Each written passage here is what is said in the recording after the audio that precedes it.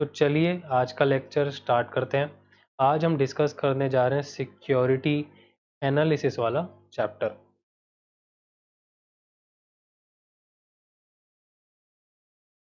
Security analysis. Security analysis का मतलब होता है in short selection of securities. यानी कि मुझको सिलेक्ट करनी है बहुत सारी सिक्योरिटीज, बताइए कैसे सिलेक्ट करूं। यानी कि कैसे मैं डिसाइड करूं कि मुझे वो सिक्योरिटी बाय करनी है कि नहीं। सिक्योरिटी यानी कि इन्वेस्टमेंट, जैसे कि bonds, shares, debentures, etcetera, mutual funds, ये सब होती हैं securities.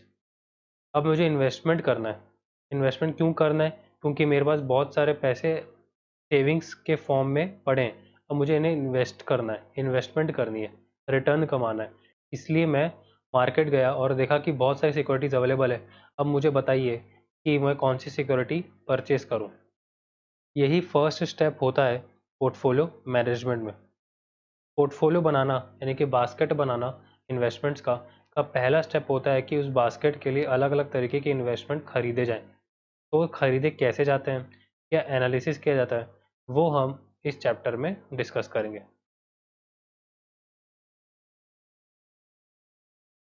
Approaches to security analysis. Security analysis किया कैसे जाता है? तो सिक्योरिटी एनालिसिस ब्रॉडली दो कैटेगरी में डिवाइडेड है। एक है फंडामेंटल एनालिसिस, एक है टेक्निकल एनालिसिस। फंडामेंटल एनालिसिस के कुछ एजम्पशंस हैं, कुछ तरीके हैं ये पता करना कि वो सिक्योरिटी को बाय करना चाहिए या बाय नहीं करना चाहिए। और वैसे ही टेक्निकल एनालिसिस का भी है कि वो सिक्योरिटी को बाय करना चाहिए या बाय नहीं करना चाहिए। इसलिए शेयर मार्केट में ब्रॉडली थ्री कैटेगरी के लोग होते हैं। पहला होता है जो फंडामेंटल एनालिस्ट होता है। फंडामेंटल एनालिस्ट कौन? जो फंडामेंटल एनालिसिस करके ये बताता है कि सिक्योरिटी लेने लायक है या नहीं लेने लायक है, या फिर आप अगर कोई सिक्योरिटी ले चुके हो तो उसे बेचना कब चाहिए, सेल ऑफ कब कराना चाहिए। वो सब चीज़ें फंडामेंटल एनालिस्ट बताता है फंडामेंटल एनालिसिस करके। दूसरे होते हैं टेक्निकल एनालिस्ट।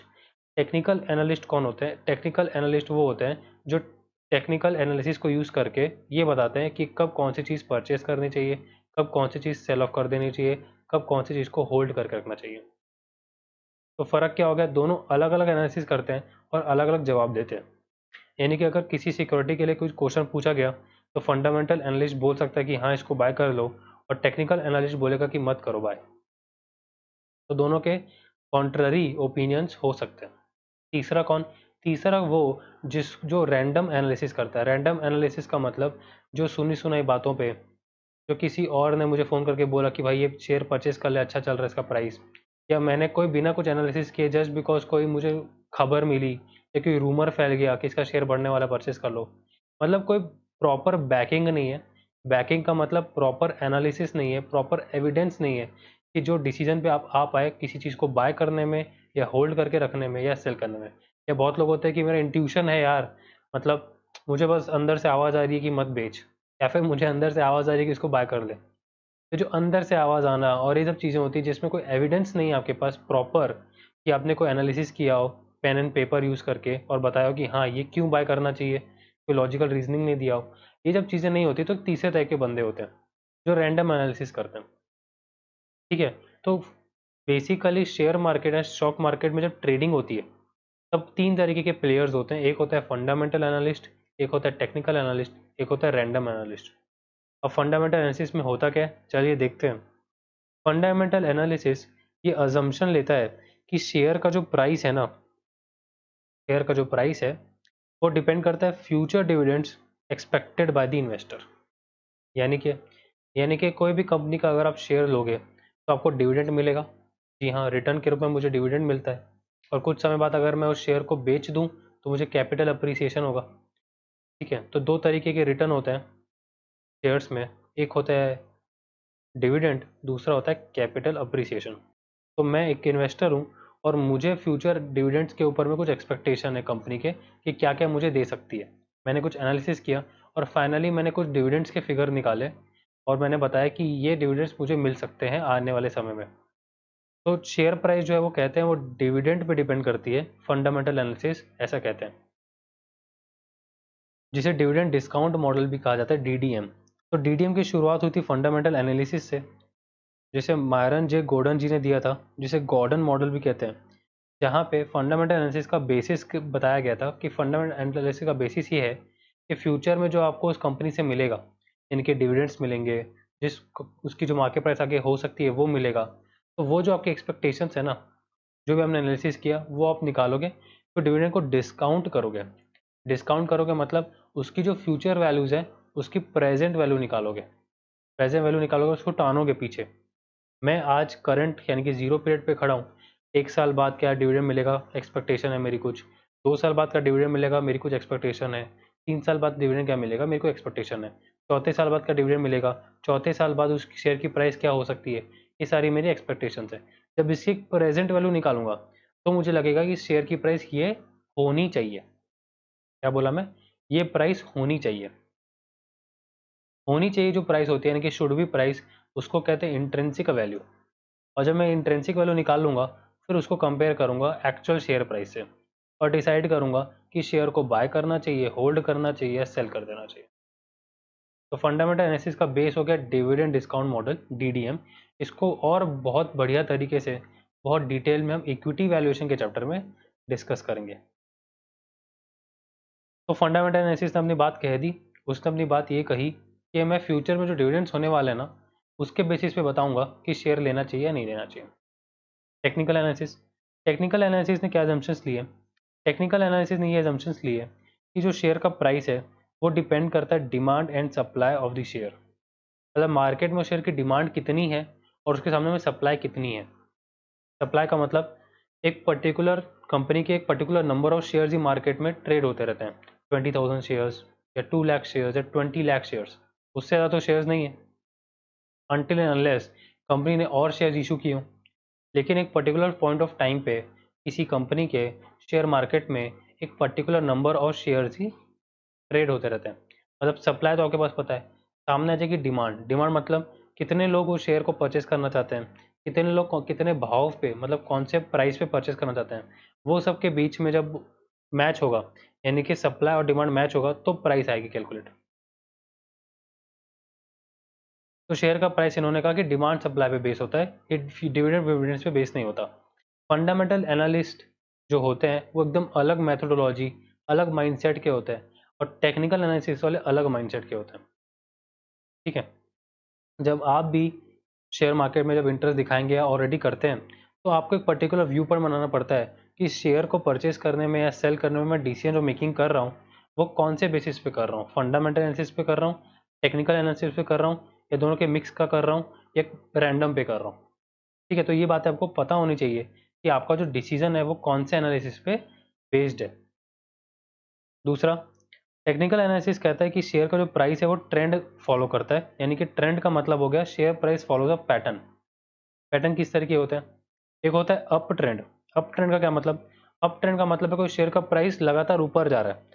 शेयर का प्राइस कभी भी ऐसे सीधा ऊपर नहीं जाता, थोड़ा बढ़ेगा फिर गिरेगा, फिर ज़्यादा बढ़ेगा फिर थोड़ा गिरेगा, फिर ज़्यादा बढ़ेगा फिर थोड़ा गिरेगा, ऐसे एक माउंटेन की तरह दिखेगा। तो शेयर का प्राइस में अप ट्रेंड है, मतलब अप ट्रेंड है मतलब उसका ग्राफ ऐसे ऐसे जा रहा है अपवर्ड। डाउन ट्रेंड तो इसी का अपोजिट कि नीचे आ रहा है। अब नीचे ऐसा सीधा नहीं आता, सीधा मतलब आज गिरा फिर कल भी गिरेगा, परसों भी गिरेगा, नरसों भी गिरेगा, ऐसा नहीं। आज गिरा, कल थोड़ा उठा, फिर परसों ज़्यादा गिरा, फिर थोड़ा उठा, फिर ज़्यादा गिरा। तो अगर ऐसा कोई आप बनाने की कोशिश करोगे ग्राफ, तो आपको दिखेगा कि नीचे जा रहा है ओवरऑल बेसिस पे। तो अप ट्रेंड को बोला जाता है बुलिश ट्रेंड, डाउन ट्रेंड को बोला जाता है बियरिश ट्रेंड। ठीक है? तीसरा हो सकता है नो ट्रेंड, मतलब ना तो कोई अपवर्ड मूवमेंट दिख रही है, ना तो कोई डाउनवर्ड मूवमेंट दिख रही है, मतलब कुछ कह नहीं सकते शेयर का प्राइस क्या हो सकता है। मतलब पता नहीं कैसे डिसीजन मेकिंग करूं, बाय करूं, सेल करूं, होल्ड करूं, कुछ समझ में नहीं आ रहा। तो नो ट्रेंड वाला सीन वो होता है।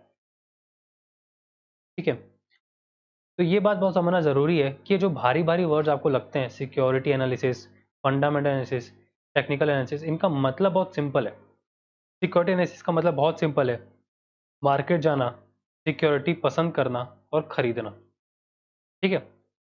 उसको खरीदने के तरीके, या तो फंडामेंटल एनालिसिस के थ्रू खरीदो या टेक्निकल एनालिसिस के थ्रू खरीदो। आगे बढ़ते हैं। आगे फंडामेंटल एनालिसिस को और डिस्कस करता हूँ। अब फंडामेंटल एनालिसिस मैंने क्या बोला कि शेयर का प्राइस डिपेंड करेगा फ्यूचर डिविडेंड्स। अब डिविडेंड कौन देता है? डिविडेंड कंपनी देती है। कंपनी डिविडेंड कहाँ से लाती है? तो कंपनी डिविडेंड लाती है प्रॉफिट का अप्रोप्रिएशन से। मतलब अगर कंपनी ने 100 रुपये प्रॉफिट कमाया तो कंपनी ने डिसाइड किया कि 100 रुपये में से थोड़े पैसे इन्वेस्टर को दे दिए जाएं और बाकी पैसा बिजनेस में फिर से लग जाए। तो 100 रुपये में से उन्होंने 30 रुपीज़ दे दिए इन्वेस्टर को और 70 रुपीज़ लगा दिए बिजनेस में। मतलब कंपनी कैसे परफॉर्म कर रही है, यानी कि कंपनी का प्रॉफिट कैसे आ रहा है, वो डिपेंड करेगा पूरा का पूरा कंपनी पे कि कंपनी के इनकम्स कैसे हैं, कंपनी के एक्सपेंसेस कैसे हैं, कंपनी चल कैसे रही है, कंपनी और इनकम कैसे कमा पा रही है, कैसे रेवेन्यू जनरेट कर पा रही है, कैसे एक्सपेंसेस को कंट्रोल कर पा रही है, ये सब पे। यानी कि पूरा का पूरा जो डिविडेंड है एक तरीके से दिख रहा है कि कंपनी पे डिपेंड करता है।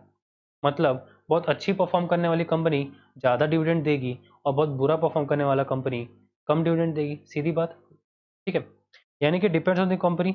मतलब मुझे फंडामेंटल एनालिसिस के अंदर में कंपनी का एनालिसिस करना पड़ेगा, कंपनी का एनालिसिस करना पड़ेगा। अब कंपनी एनालिसिस में क्या क्या करेंगे मैं आगे चल के बताऊंगा, लेकिन अभी समझो कि कंपनी एनालिसिस करना पड़ेगा ना। क्यों? क्योंकि मैं ये बोल रहा हूँ कि फंडामेंटल एनालिसिस के हिसाब से शेयर का प्राइस डिविडेंड पे बेस्ड है और डिविडेंड कंपनी तो देती है। तो जब तक कंपनी अच्छा परफॉर्म नहीं करेगी, अच्छा डिविडेंड कैसे मिलेगा? ठीक है, अब मैंने बोला अब कंपनी किस पे डिपेंडेंट है? कंपनी डिपेंडेंट इंडस्ट्री पे। मतलब ये कि अगर हुंडई है तो हुंडई कार कंपनी खुद तो है। मतलब मेरा एनालिसिस में हुंडई कंपनी का तो एनालिसिस करना पड़ेगा, लेकिन आपको नहीं लगता कि पूरे के पूरे ऑटोमोबाइल सेक्टर यानी कि पूरा का पूरा इंडस्ट्री कैसे काम कर रहा है? वो भी तो एक बहुत बड़ा फैक्टर है जो अफेक्ट करेगा डिविडेंड को। ठीक है, तो इंडस्ट्री का एनालिसिस यानी कि उस पर्टिकुलर सेक्टर का एनालिसिस भी करना बहुत ज़रूरी है कि अगर ऑटोमोबाइल कंपनी की बात चल रही है तो ऑटोमोबाइल कंपनी को तो एनालाइज करो, साथ साथ में पूरे के पूरे ऑटोमोबाइल सेक्टर को भी एनालाइज करो कि वो कैसा परफॉर्म कर रहा है, फ्यूचर क्या है उसका। अब फ्यूचर लग रहा है जैसे कि ऑटोमोबाइल सेक्टर का इलेक्ट्रिक कार्स हैं, तो कौन सी कंपनी इलेक्ट्रिक कार्स में रिसर्च एंड डेवलपमेंट कर रही है। तो इस तरीके की जो बातें होती है, इस तरीके जो एनालिसिस होता है वो होता है इंडस्ट्री एनालिसिस कि ओवरऑल बेसिस पे इंडस्ट्री कहाँ जा रही है, किस तरफ बढ़ रही है, वो भी तो पढ़ना ज़रूरी है, वो भी तो समझना ज़रूरी है। तो कंपनी को तो आपने समझ लिया, अब पूरी इंडस्ट्री को भी समझो। अब इंडस्ट्री किस पे डिपेंड होती है? इंडस्ट्री डिपेंड होती है इकोनॉमी में। इकोनॉमी एनालिसिस भी करना बहुत ज़रूरी है। मतलब आपके देश की हालत कैसी चल रही है, इंटरेस्ट रेट्स का क्या है, इन्फ्लेशन कैसा है, ये सब बातें भी तो इफेक्ट करती है। तो क्या हुआ, आप स्टार्ट करते तो स्मॉल और देखो आपका एनालिसिस कितना बड़ा हो जा रहा है। सबसे पहले आपने बोला मैं कंपनी का एनालिसिस करूंगा, बट कंपनी का analysis is not enough, you also need to do the analysis of the industry it is working in. And now industry analysis is also not enough, you also need to understand the economy as well, that how the economy is performing, because economy will ultimately affect the industry and industry will ultimately affect the company and the company will ultimately affect the dividends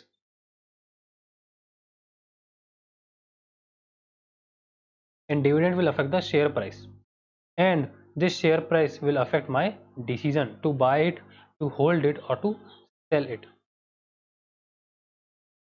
तो जैसा कि मैं कह रहा था कि fundamental analysis के अंदर में ब्रॉडली आप 3 एनालिसिस करते हो, एक कंपनी का, उसके बाद जो कंपनी का इंडस्ट्री का और पूरी की पूरी इकोनॉमी का। एक ही करके बात करते हैं कि मेजर चीज़ें क्या क्या देखी जाएंगी। तो कंपनी के एनालिसिस में सबसे पहला था कंपनी का साइज देखना, फाइनेंशियल स्टेटमेंट्स का एनालिसिस करना। तो फाइनेंशियल स्टेटमेंट्स देखना, फाइनेंशियल स्टेटमेंट्स पढ़ना, क्या क्या कंपनी की लाइबिलिटीज़ हैं, क्या क्या कंपनी के एसेट्स हैं, कंपनी का रेवेन्यू कहाँ कहाँ से आ रहा है, कंपनी के एक्सपेंसेस क्या क्या रहे, पिछले साल से कंपेयर करना, अलग अलग तरीके के रेशियोज निकालना, इसको कहा जाता है financial statement analysis.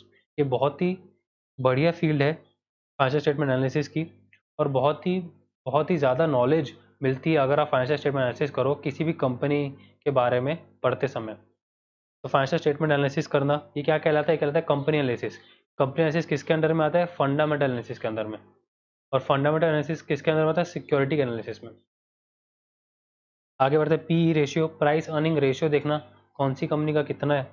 EPS, earning per share देखना, मैनेजमेंट का क्वालिटी देखना, मतलब जो टॉप लेवल मैनेजमेंट है वो कैसा परफॉर्म कर रहा है, उनका बैकग्राउंड क्या है, वो कितने साल से कंपनी में काम कर रहे हैं, उन्होंने पुराने कौन कौन से बड़े बड़े ऑब्जेक्टिव्स फुलफिल किए हैं, वो भी तो डिपेंड करेगा। तो कंपनी के एनालिसिस में ये सब चीज़ें करना। इंडस्ट्री एनालिसिस में प्रोडक्ट लाइफ साइकिल देखना। प्रोडक्ट लाइफ साइकिल का मतलब कोई भी प्रोडक्ट अगर मार्केट में लॉन्च होता है तो उसका एक इनिशियल स्टेज होता है जहाँ पे वो ग्रो करता है। ग्रो करने के बाद एक स्टैग्नेशन आ जाता है, नयापन नहीं रहता, धीरे धीरे धीरे पुराना हो जाता है, पुराना होते होते खत्म हो जाता है, मतलब उसकी कोई वैल्यू नहीं बचती। प्रोडक्ट लाइफ साइकिल समझने के लिए स्मार्टफोन्स का एग्जाम्पल बेस्ट होता है। आप देखते होंगे कि स्मार्टफोन लॉन्च हो रहे हैं, triple camera, quad core camera, इस तरीके के लॉन्च हो रहे हैं। तो पहले एक नई टेक्नोलॉजी आती है, बहुत लोग खरीदते हैं उसको, बहुत लोगों को नयापन लगता है, धीरे धीरे धीरे वो टेक्नोलॉजी पुरानी होती जाती है, और जैसे पुरानी होती जाती है तो उसकी कोई वैल्यू नहीं बचती। मतलब जो नया स्मार्टफोन आने वाला होगा मार्केट में, उसमें वो सब चीज़ें तो लोग सोचेंगे कि होनी ही चाहिए। अगर वो चीज़ आप दोगे और बोलोगे देखो इसमें मैंने ये किया, तो कस्टमर्स बोलेंगे कि ये तो हर मोबाइल में है, आपके मोबाइल में नया क्या है। तो कल तक जो चीज़ न्यू थी आज वो पुरानी हो चुकी है, तो आपको आज फिर कुछ नया लाना पड़ेगा। तो ये जो प्रोडक्ट की लाइफ साइकिल होती है स्मार्टफोन्स में बहुत स्मॉल होती है, यानी कि जो फीचर्स आते हैं नए वो बहुत जल्दी पुराने हो जाते हैं। तो प्रोडक्ट लाइफ साइकिल पे भी बहुत इंपॉर्टेंट एनालिसिस करना चाहिए। तो गवर्नमेंट की पॉलिसीज़ क्या है आपके सेक्टर को लेके, आप ज़्यादा पोल्यूशन तो नहीं फैला रहे, आपको इंसेंटिव तो नहीं चाहिए, या अगर आप इतने एसेंशियल हो तो आपको सब्सिडी देनी चाहिए गवर्नमेंट को। तो आप बहुत अच्छा काम भी कर रहे हो सकते हो, बहुत बुरा काम भी कर रहे हो सकते हो। गवर्नमेंट ने क्या क्या पॉलिसीज़ निकाली है आपके इंडस्ट्री के लिए, इसका एनालिसिस करना भी बहुत इंपॉर्टेंट है। कंपटीशन कितना है मार्केट में, अगर कंपटीशन बहुत ही कम है, आपने वर्चुअली कंपटीशन किल कर दिया है, या फिर 2 या 3 कंपनी आपके मार्केट में, तो मतलब आपकी बहुत अच्छी इंडस्ट्री है, मतलब इंडस्ट्री का मेजर एरिया आप घेर के रखे हो। या फिर कंपटीशन बहुत ही ज़्यादा है कि आपको इतना सा शेयर मिला है, मतलब 1% मार्केट शेयर भी नहीं है आपका। तो इस तरीके का एनालिसिस करना कि मार्केट में कंपटीशन कितना है, बहुत ज़्यादा कंपटीशन है, मॉडरेट है, या है ही नहीं। ये आता है इंडस्ट्री एनालिसिस में। फिर इकोनॉमी नेशनल इनकम कितनी है, यानी कि GNP, gross national product calculate करना, इन्फ्लेशन के रेट्स क्या चल रहे हैं, महंगाई कितनी है, ये सब चीज़ें आती हैं इकोनॉमी एनालिसिस में। तो फंडामेंटल एनालिसिस ब्रॉडली 3 चीज़ों का किया जाता है, कंपनी का, इंडस्ट्री का और इकोनॉमी का। तो चलिए आगे बढ़ते हैं। फंडामेंटल एनालिसिस की और एक बात बताता हूँ आपको मैं। फंडामेंटल एनालिसिस में जैसा कि हमने डिस्कस किया कि जो शेयर प्राइस है वो डिपेंड करती है फ्यूचर डिविडेंड्स पर, कि कंपनी फ्यूचर में कितना डिविडेंड दे सकती है, कैसे डिविडेंड दे सकती है, जो कि बेस्ड है डिविडेंड डिस्काउंट मॉडल पे। ठीक है, तो dividend discount model is used to calculate the intrinsic value of a security.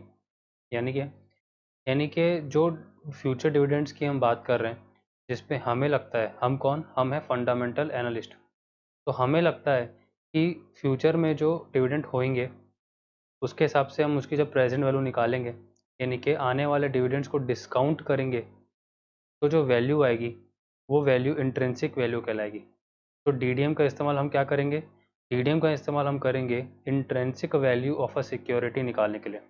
Security, तो सिक्योरिटी का मतलब हो गया mutual funds, shares, debentures, bonds, यानी कि कुल मिला के फाइनेंशियल सिक्योरिटीज़। तो डीडीएम का इस्तेमाल क्या करना है, डीडीए का इस्तेमाल ये करना है कि आपको इंट्रिंसिक वैल्यू निकालना है। अभी इंट्रिंसिक वैल्यू क्या होता है, इंट्रिंसिक वैल्यू को पहली बात तो शॉर्ट में IV ज़ीरो बोला जाता है। IV stands for intrinsic value and zero stands for the zero period.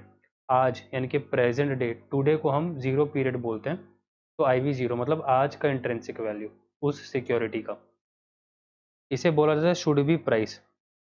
Should be price मतलब होना चाहिए, मतलब जिस सिक्योरिटी का हमने इंट्रेंसिक वैल्यू निकाला, वो जो value I, for example 125 rupees या फिर 120 रुपीज़, ये जो फिगर आ रहे हैं रुपीज़ में, ये फिगर्स कहलाते हैं इंट्रेंसिक वैल्यू। मतलब ये उस शेयर की होनी चाहिए वैल्यू, है नहीं है तो कुछ और, ज़्यादा भी हो सकती है, कम भी हो सकती है, लेकिन सेम नहीं है।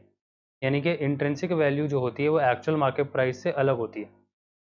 तो इसे ट्रू वैल्यू भी कहा जाता है, फेयर वैल्यू भी कहा जाता है, इसे इंट्रिंसिक वैल्यू को। तो इंट्रिंसिक वैल्यू का मतलब होता है कि हमारी कैलकुलेशन के हिसाब से उस सिक्योरिटी का प्राइस कितना होना चाहिए, that stands for IV zero, should be price. इसी से हमारा तीसरा डिसीजन टेबल तैयार होता है प्राइस के बेसिस पे, डिसीजन टेबल नंबर 3। तो पहले दो जो डिसीजन टेबल थे वो हैं ER, यानी कि रिटर्न वाले हमने सीखे थे, जिसमें हम ER और RE को कंपेयर करते हैं। ये सब हमने पोर्टफोलियो मैनेजमेंट के चैप्टर में देखा कि ER और RE को कंपेयर करके ये डिसाइड करना कि कौन सी सिक्योरिटी अंडर प्राइज्ड है, ओवर प्राइज्ड है, या करेक्टली वैल्यूड है, यानी कि करेक्टली प्राइज्ड है, और उस हिसाब से डिसीजन लेना कि बाय करना है, होल्ड करना है, या सेल ऑफ कर देना है। यानी कि डिसीजन टेबल नंबर 1 है वो हमने रिटर्न का सीखा। दूसरा हमने वही चीज़ को थोड़ा एक्सटेंड किया और जेनसन अल्फ़ा यूज़ करके देखा कि कैसे डिसीजन लिया जाता है। अभी हम डिसीजन टेबल नंबर 3 डिस्कस करेंगे, जिसमें प्राइस को कंपेयर किया जाएगा आपस में, और ये डिसाइड किया जाएगा कि कौन सी चीज़ अंडर प्राइस्ड है, ओवर प्राइस्ड है, या नो मिस प्राइसिंग है। तो एक जगह पे हम रखेंगे IV0 को। IV0 यानी कि उस सिक्योरिटी की शुड बी प्राइस, मतलब हमारी कैलकुलेशन के हिसाब से उसकी प्राइस कितनी होनी चाहिए। दूसरा है एक्चुअल प्राइस। एक्चुअल प्राइस यानी कि उसकी प्राइस है कितनी, मार्केट में उसकी प्राइस कितनी चल रही है, वो कहलाता है एक्चुअल प्राइस, और जिसे शॉर्ट में कहते हैं P0। P stand for actual price, 0 stand for zero period, मतलब आज की प्राइस। अगर मैं 1 साल बाद की प्राइस की बात करूँगा तो उसे मैं P1 कहूँगा, 2 साल बाद की बात करूँगा तो P2 कहूँगा। सेम गोस फॉर IV0 कि अगर मैं इंट्रिंसिक वैल्यू 1 साल बाद की बात करूँ तो IV1 बोलूँगा, 2 साल बाद की तो IV2 एंड सो ऑन। तो अभी हम किसको कंपेयर कर रहे हैं, आज की प्राइस जो एक्चुअली में यानी कि P0, और आज का इंट्रिंसिक वैल्यू यानी कि IV0, इन दोनों को हम कंपेयर कर रहे हैं।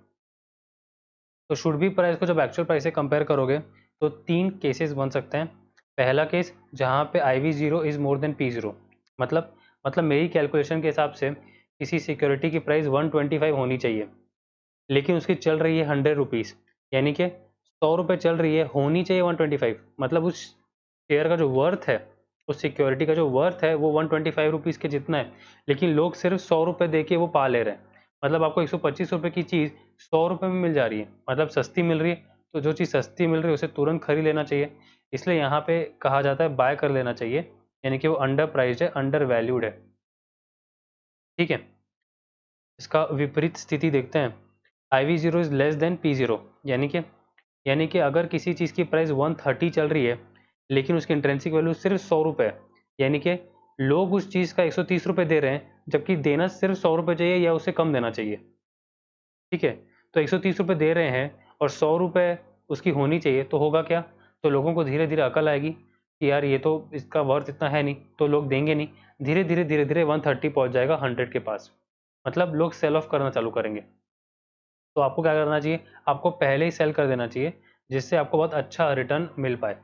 जैसे 130 पे आप बेच दोगे, जल्दी बेच दोगे, तो नीचे नीचे आएगा 110, 109। यहाँ पे बेचने से तो अच्छा है कि आप 130 पे ही बेच दो, जब आपको आइडिया हो गया कि इसकी एक्चुअल प्राइस तो 130 है लेकिन इंट्रेंसिक वैल्यू सिर्फ 100 रुपये, तो एक्चुअल प्राइस में सेल ऑफ कर देना चाहिए 130 रुपये में, जिससे जो डिफरेंस है वो अच्छा खासा मिल जाएगा रिटर्न के रूप में।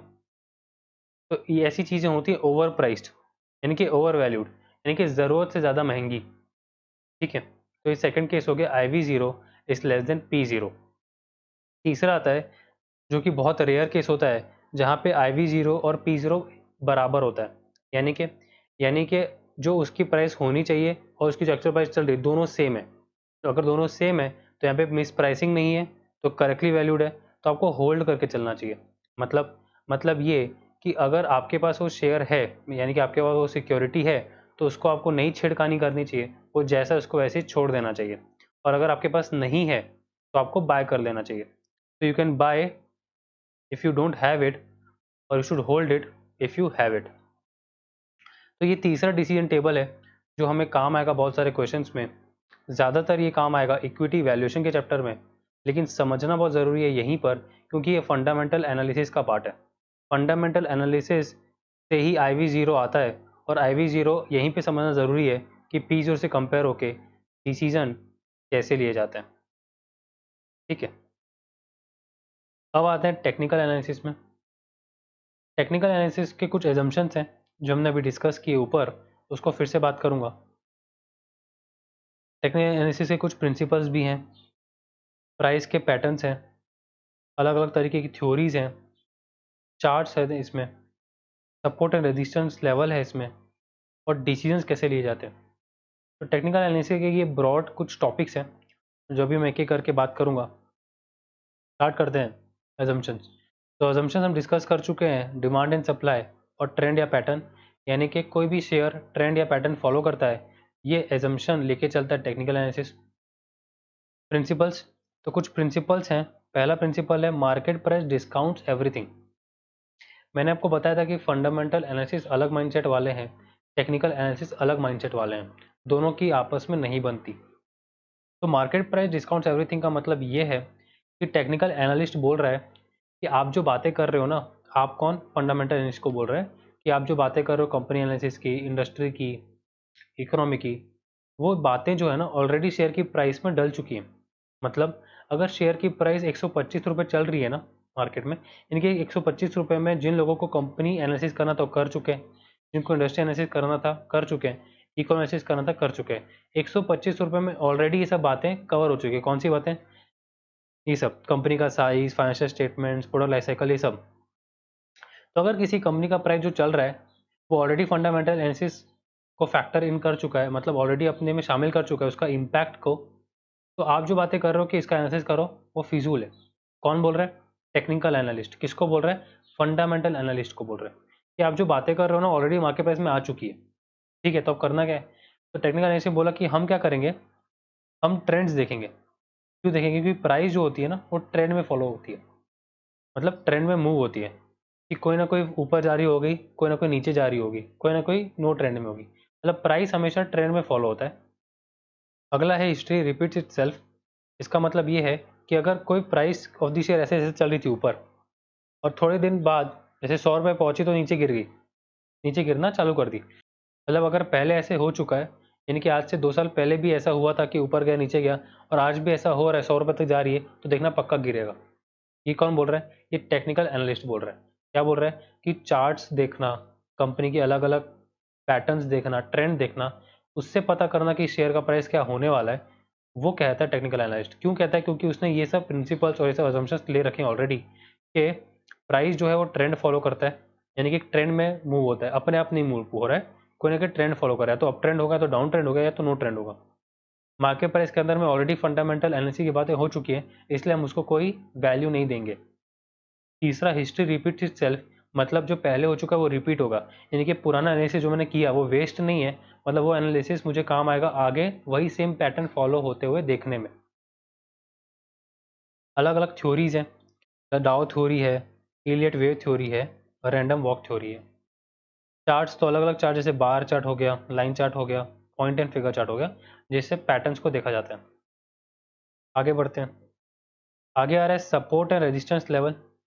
तो सपोर्ट लेवल का मतलब और रेजिस्टेंस लेवल का मतलब, सपोर्ट लेवल का मतलब लोएस्ट वैल्यू, मतलब आपने एक कंपनी का चार्ट खोल के बैठा, चार्ट खोल के बैठा मतलब जो उसके ऑलरेडी शेयर प्राइसेस हो चुके हैं पिछले 2 सालों के, उसका एक लाइन चार्ट बना दिया इस तरीके से, ऐसा। तो इस तरीके से आपने देखा खोल के 2 साल पुराना, मतलब अभी से लेकर के पिछले 2 साल का। तो आपने ये चीज़ देखी कि जब जब शेयर का प्राइस 22 रुपये पहुँचता है, 22 पहुँचता है 22 रुपये, फिर वहाँ से उसके नीचे गिरता नहीं है, फिर ऊपर बढ़ जाता है। मतलब एक सपोर्ट दिया है 22 रुपये ने, कि जैसे शेयर का प्राइस 22 रुपये के आसपास आता है वो वापस से बढ़ना चालू हो जाता है, इसको कहते हैं सपोर्ट लेवल। बाइंग प्रेशर आ जाता है, बाइंग प्रेशर आ जाता है मतलब जैसे ही शेयर का प्राइस 22 रुपये पहुँचता है बहुत लोग बाय करना चालू कर देते हैं।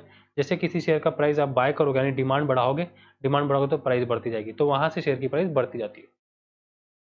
वैसे इसका उल्टा है रेजिस्टेंस लेवल पे हाईएस्ट वैल्यू, मतलब जैसे आपने नोटिस किया कि 22 रुपये पे सपोर्ट दिख रहा है, वैसे आपने देखा कि 130 रुपये, 130 रुपीज़ में उस शेयर का रेजिस्टेंस है। मतलब जब जब वो शेयर का प्राइस 130 के आसपास जाता है, धड़ाम से वो गिरना चालू हो जाता है। ऐसा क्यों होता होगा? क्योंकि 130 पहुंचने के बाद सेलिंग प्रेशर आ जाता है। सेलिंग प्रेशर मतलब 130 रुपये जाता है तो बहुत लोग उस शेयर को सेल करना चालू कर देते हैं। जैसे आप किसी चीज़ को सेल करोगे, सेल करना चाहोगे तो डिमांड कम होती जाएगी, सप्लाई बढ़ेगा तो प्राइस कम होती जाएगी, तो उससे क्या शेयर का प्राइस गिरता जाएगा। ठीक है, तो ये कहते हैं सपोर्ट लेवल और रेजिस्टेंस लेवल, कि एक हर सिक्योरिटी का एक सपोर्ट होता है, एक रेजिस्टेंस होता है जिसके बीच में वो ट्रेड करती है। तो मेरे एग्जांपल में वो जो शेयर है वो 22 रुपये से लेकर के 130 रुपये के बीच में ट्रेड होगी, कभी बढ़ेगा कभी घटेगा, कभी बढ़ेगा कभी घटेगा। तो ये टेक्निकल एनालिसिस देखता है। ये जो मैंने बात की डिमांड एंड सप्लाई की, कि डिमांड किसी चीज़ की बढ़ेगी, सप्लाई उतनी ही रहेगी, क्योंकि सप्लाई मतलब शेयर्स तो उतने हैं, तो उस चीज़ का प्राइस बढ़ेगा। और अगर आप ये कब होगा, कि जब चीज़ों को जब बाय करना चालू करोगे। और किसी चीज़ की डिमांड कब कम कम होगी, सप्लाई तो सेम रहेगा, प्राइस कम होगी। कब होगा, जब आप बहुत सारे लोग उसको सेल करना चालू करेंगे। जैसे उन्होंने नीचे बताया ना, बाइंग प्रेशर, सेलिंग प्रेशर, ये होता है कि अगर आप किसी चीज़ को बाय करने जाओगे, मतलब मार्केट में उस चीज़ की वैल्यू बहुत ज़्यादा है, मतलब अगर मैं 100 रुपये बोरों में लूँगा, सामने वाला बोला 120 में लूँगा, उसके सामने वाला बोला 130 रुपये में लूँगा, मतलब वो चीज़ महंगी बिकेगी। मैं फिर से रिपीट कर रहा हूँ, अगर किसी चीज़ की डिमांड बढ़ जाती है, मतलब ये कि मैं अगर 100 रुपये देना चाहता हूँ, सामने वाला 120 देना चाहता है और बगल वाला 130 देना चाहता है, मतलब हम तीनों के लिए अर्जेंट है, मैं मैक्सिमम 100 रुपये अपनी जेब से निकाल सकता हूँ, वो 120 130, और आप सेलर हो, तो आप किसको बेचोगे, आप बेचोगे 130 वाले को, मतलब महंगा बेचोगे। भले आपका मन नहीं है, आप नॉर्मली 90 रुपीज़ में बेचते थे, बट मार्केट की कंडीशन ऐसे हो गई कि आप जो प्रोडक्ट बेचते हो उसकी डिमांड इतनी हाई होगी कि लोग 130 रुपये देना चाहते हैं उस चीज़ के लिए। तो आप तो 130 रुपये वाले को बेचोगे ना, आप तो चाहोगे कि मैक्सिमम सेल प्राइस में बेच पाऊँ। यानी कि किसी चीज़ की डिमांड बढ़ गई, मतलब लोग मुंह बोला पैसा देना चाहते हैं उस चीज़ का। जब डिमांड बढ़ जाएगी, सप्लाई उतनी रहेगी। सप्लाई का मतलब, सप्लाई यहाँ पे मतलब है शेयर्स की अवेलेबिलिटी। तो जैसा कि मैं कह रहा था कि शेयर्स, एक पर्टिकुलर नंबर ऑफ शेयर्स किसी कंपनी के ऑलरेडी होते हैं मार्केट में, बाय सेल होते रहते हैं, एक्स्ट्रा शेयर्स तो इशू नहीं होते। नॉर्मली केस की बात कर रहा हूँ कि एक बार कंपनी ने शेयर्स इशू कर दिए, उसके बाद बहुत टाइम बाद इशू करती है, तो उस दौरान मार्केट में तो उतने शेयर्स अवेलेबल होंगे। तो सप्लाई तो सेम है, डिमांड ऊपर नीचे हो रही, डिमांड बढ़ गई, मतलब हर किसी को वो शेयर चाहिए, हर किसी को वो शेयर चाहिए। तो सामने वाला जो बेच रहा होगा उसको पता है कि हर किसी को शेयर चाहिए, तो महंगा बेचेगा, मतलब जितना ज़्यादा लूट पाए उतना लूटेगा। तो वहाँ पे प्राइस बढ़ जाता है, शेयर का प्राइस बढ़ जाएगा। तो जैसे कि हमने सपोर्ट लेवल पे देखा कि लोएस्ट लेवल पे पहुँच के बाय करते हैं लोग, बाइंग प्रेशर आ जाता है, तो शेयर का प्राइस बढ़ जाएगा, मतलब उसके नीचे शेयर नहीं जाएगा, उसके ऊपर आ जाएगा। वैसे ही रेजिस्टेंस लेवल है कि किसी चीज़ की डिमांड कम होगी, मतलब सेम एग्जांपल, आप जो चीज़ 90 रुपये में पहले बेच रहे थे, 90 रुपीज़ में सेल कर रहे थे, मैं उसके लिए 70 रुपीज़ देना चाहता हूँ, बगल वाला 60 रुपीज़, उसके बगल वाला 40 रुपीज़, मतलब उस चीज़ की डिमांड इतनी खत्म हो गई है कि जो 90 रुपीज़ आपने सेट किया है उसमें भी कोई लेना नहीं चाह रहा है। मैं 70 लेना के तैयार हूँ, वो 60 में और वो 40 में, तो आप किसको दोगे? आप सिंस मुझे दोगे 70 में। बट आपने एक चीज़ देखी, आप 90 रुपीज़ से 70 में आ गए, क्यों? क्योंकि आपको तो बेचना है ना, आपको तो काम करना है, आपको तो बेचना है। लेकिन अगर 90 रुपीज़ में कोई लेने के लिए तैयार नहीं है, तो आपको बेचना है, तो मैक्सिमम क्या अवेलेबल है प्राइस मार्केट में? 70, तो 70 में निकाल दोगे। मतलब एक तरह से आपने उस चीज़ को सस्ता कर दिया। नेक्स्ट टाइम अगर कोई लेने आएगा तो 70 रुपीज़ में ही लेगा, क्यों 90 रुपीज़ देगा? मतलब उस चीज़ की प्राइस ही 90 से 70 हो गई, तो इसका मतलब उस चीज़ की प्राइस कम हो गई। प्राइस कम कब होती है? जब सेल ऑफ होता है। सेल ऑफ मतलब जब बहुत सारे लोग सेल करते रहते हैं। जब बहुत सारे लोग सेल करते रहेंगे चीज़ों को, तो रेजिस्टेंस आता है, मतलब उसके बाद शेयर की प्राइस उसके ऊपर नहीं जा सकती, नीचे आनी पड़ेगी। प्राइस के अलग अलग पैटर्न्स, मतलब जो शेयर का प्राइस है वो कभी ऐसा होगा, कभी ऐसा ऐसा होगा, कभी ऐसा होगा, कभी ऐसा होगा, ये पैटर्न्स होते हैं। तो इसका नाम है channel, wedge, head and shoulders, triangle या फिर coil formation, flags and pennants formation, double top, double bottom, gap, इस तरीके के पैटर्न्स फॉलो होते हैं। और ये जो प्राइस के पैटर्न्स है वो लिंक्ड है थर्ड प्रिंसिपल से। थर्ड प्रिंसिपल यानी कि हिस्ट्री रिपीट्स इटसेल्फ, यानी कि अगर एक प्राइस का पैटर्न ऑलरेडी एक बार बना था, ठीक है, तो वो फिर से कभी ना कभी बनेगा या बनता हुआ दिखेगा, मतलब फॉलो कर रहा है पैटर्न। तो ये होता है टेक्निकल एनालिसिस का प्राइस पैटर्न्स। अब आता है डिसीजंस में, कि सारी बातें तो हमने कर ली, मतलब थ्योरीज कौन कौन सी हैं, प्राइस के पैटर्न्स कौन कौन से हैं, सपोर्ट रेजिस्टेंस कैसा है, चार्ट्स कैसे रीड करेंगे, प्रिंसिपल्स क्या क्या होते हैं, अजम्पशंस क्या क्या होते हैं। अब काम की बात करो। काम की बात मतलब, काम की बात ये है कि भाई ये बताओ कि बाय करना है कि सेल करना है, होल्ड करना है, यानी कि डिसीजन मेकिंग सिखाओ। डिसीजन मेकिंग यानी कि buy and sell decisions. Buy का डिसीजन मतलब व्हेन टू बाय, यानी कि बाय का सिग्नल, और व्हेन टू सेल, सेल का सिग्नल। ये कैसे पता चले? तो इसके लिए बहुत सारे टूल्स दिए हुए हैं। अभी हम डिस्कस करेंगे one of the tools which is moving averages. Moving averages दो तरीके के होते हैं। एक होता है अरिथमेटिक मूविंग एवरेज जिसे AMA कहा जाता है, एक होता है एक्सपोनेंशियल मूविंग एवरेज जिसे EMA कहा जाता है। तो क्या क्या टूल्स हो गए? AMA अरिथमेटिक मूविंग एवरेज और EMA एक्सपोनेंशियल मूविंग एवरेज। अब ये होते क्या हैं? ये कुछ ऐसे होते हैं कि आपको हेल्प करेंगे डिसीजन मेकिंग में कि बाय करें कि सेल करें, यानी कि आपको सिग्नल देंगे बाय का या सेल का। तो what are AMA and EMA? AMA and EMA are the lines. Lines मतलब यहाँ पर मैंने एक ग्राफ बनाया है जहाँ पे एक्स एक्सिस मैंने टाइम लिया है और वाई एक्सिस में मैंने शेयर का प्राइस लिया है। टाइम यानी कि ये टाइम पिछले 1 साल का हो सकता है, पिछले 2 साल का हो सकता है, पिछले 3 साल का हो सकता है या पिछले हफ्ते का हो सकता है, वो मेरे पे डिपेंड करेगा। बट ये टाइम है यहाँ पे एक्स एक्सिस में, और वाई एक्सिस में शेयर की प्राइस क्या क्या थी। तो इस तरीके से मैंने बनाया। तो जो ब्लू कलर की लाइन है वो शेयर की प्राइस की लाइन है, ये एक्चुअल शेयर की प्राइस है। ठीक है, शेयर की प्राइस भी ऊपर नीचे होती रहती है, तो उसका ग्राफ है एक्चुअल शेयर प्राइस है ब्लू में। रेड में क्या है? रेड में AMA या EMA की लाइन, EMA लाइन्स है, तो इसकी आपने लाइन बनाई थी। अब अलग अलग जगह पे ये बाय सेल सिग्नल देता है, तो इस तरीके से प्लॉट होते हैं। मान के चलो यहाँ पे एक सेल सिग्नल दिया गया था, ठीक है, तो यहाँ पे सेल सिग्नल मतलब यहाँ पे आपको बेच देना चाहिए। फिर यहाँ पे एक बाय सिग्नल दिया गया था, तो यानी कि आपको बाय कर लेना चाहिए। तो इसका मतलब ये है कि जो AMA या EMA होते हैं वो लाइन्स होती हैं जिनको शेयर की प्राइस के साथ ड्रॉ किया जाता है और दोनों को आपस में एनालाइज करके पता किया जाता है कि कब बाय करना चाहिए, कब सेल करना चाहिए। चलिए आगे बढ़ते हैं, EMA को और डिस्कस करते हैं। EMA कैसे बनता है? तो EMA बनता है एक इक्वेशन से। इस इक्वेशन में EMA का काम करता है FT यानी कि नेक्स्ट फोरकास्ट, यानी आगे क्या होने वाला है। It is equal to previous forecast यानी कि FT-1, मतलब जो ऑलरेडी आप अनुमान लगाए थे वो प्लस कर देंगे एक्सपोनेंट ऑफ EMA यानी कि अल्फा। और ये अगर आपको क्वेश्चन में दिया हुआ है तो अच्छी बात है, नहीं दिया हुआ तो 2/पीरियड, मतलब EMA अगर आप 52 वीक्स का बना रहे हो तो 2/52 वीक्स कर दोगे आप, या फिर आप 52 वीक्स मतलब 1 साल, या फिर अगर आप 10 दिन का बना रहे हो तो 2/10 कर दोगे, तो आपका आ जाएगा एक्सपोनेंट ऑफ EMA। फिर ET मल्टीप्लाई करेंगे ET से। ये ET का मतलब होता है एरर। एरर यानी कि एक्चुअल क्लोजिंग प्राइस क्या रही और आपने क्या सोची थी। प्रीवियस फोरकास्ट से माइनस कर देंगे AT माइनस FT-1, यानी कि एक्चुअल क्लोजिंग प्राइस क्या थी और आपने क्या सोची थी, उसके बीच में एरर है। मतलब अगर आपने सोची थी 100 रुपये और शेयर का प्राइस 120 रुपये हो गया क्लोजिंग प्राइस, तो कितना डिफरेंस है? 20 रुपये का, मतलब 20 रुपये का एरर था वहाँ पे। उस एरर को मल्टीप्लाई करेंगे अल्फा से और प्लस कर देंगे प्रीवियस फोरकास्ट में, तो क्या आ जाएगा? FT, यानी कि EMA की लाइन बनती जाएगी। ऐसे क्वेश्चन को सॉल्व करने के लिए मैं आपको सिखाने जा रहा हूँ एक टेबल। ये टेबल में आपको 6 कॉलम्स बनाने हैं। क्या क्या कॉलम्स है? पहला है पीरियड, अगर डेज है तो डेज, वीक्स है तो वीक्स।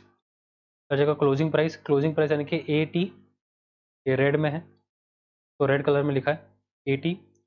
तीसरा कॉलम आएगा FT-1, FT- मतलब प्रीवियस FT, मतलब पुराना EMA, पुराना फोरकास्ट, तीसरा कॉलम।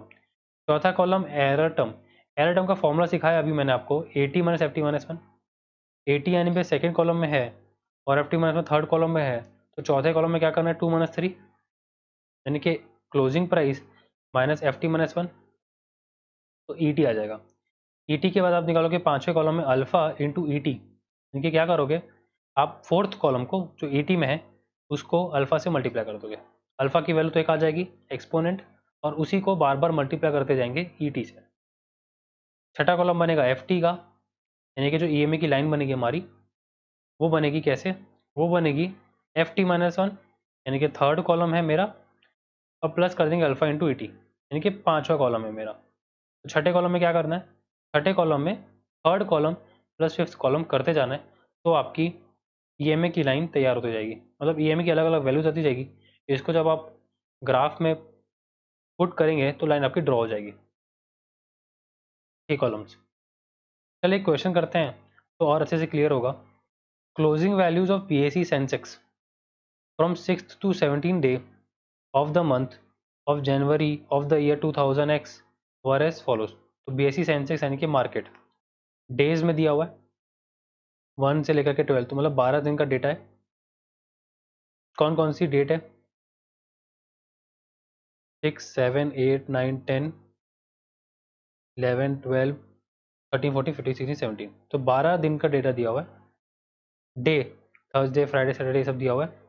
सेंसेक्स की वैल्यूज दी हुई है 14,522, 14,925, no trading, no trading, 15,222 and so on.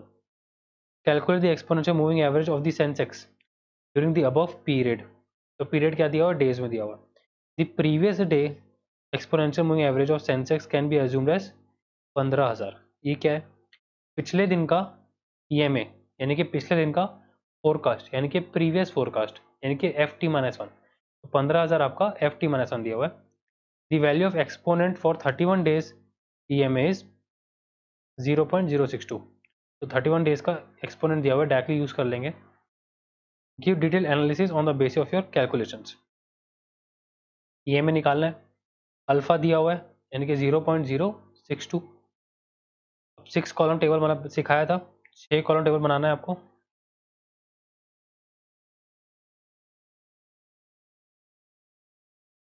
सबसे पहले लेंगे पीरियड जो डेज में रहेगा। अब कौन से डेज लेंगे? वही डेज लेंगे जिस दिन ट्रेडिंग ओपन थी। मतलब जहाँ पे नो ट्रेडिंग लिखा हुआ है, यहाँ पे यहाँ पे यहाँ पे और ऊपर में 2 में, इनको नहीं लेना है क्योंकि इस दिन की वैल्यूज ही नहीं है हमारे पास, बाकी डेज लेने हैं।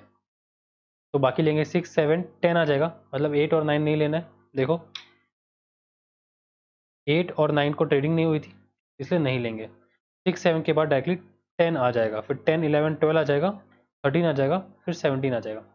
इस दिन के क्लोजिंग प्राइसेस सेंसेक्स के जो थे वो लिख लेंगे।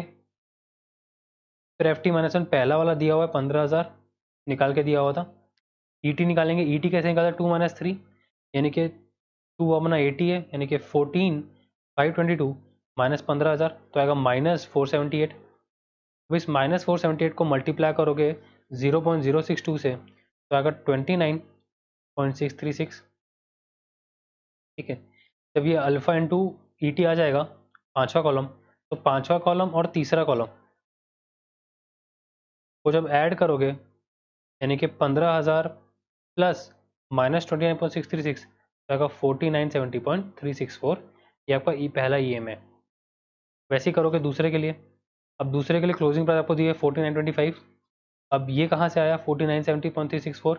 ये आया, ये देखिए जो पुराना FT था, मतलब जो ऑलरेडी आप FT निकाले वो आपका बन जाएगा FT-1।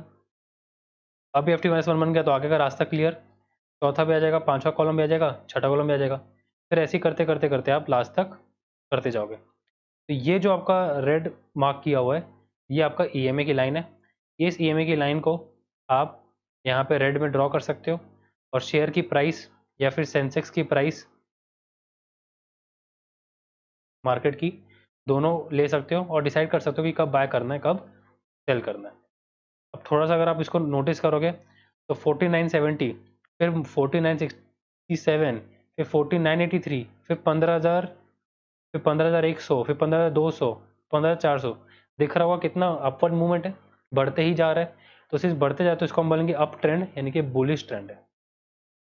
ठीक है, हम क्या पढ़ रहे हैं? हम पढ़ रहे हैं टेक्निकल एनालिसिस। टेक्निकल एनालिसिस ये बोलता है कि ट्रेंड फॉलो करता है शेयर, तो सेंसेक्स यानी कि मार्केट बोलो या शेयर बोलो एक ही बात है। तो बुलिश ट्रेंड या अप ट्रेंड दोनों के लिए काम करेगा।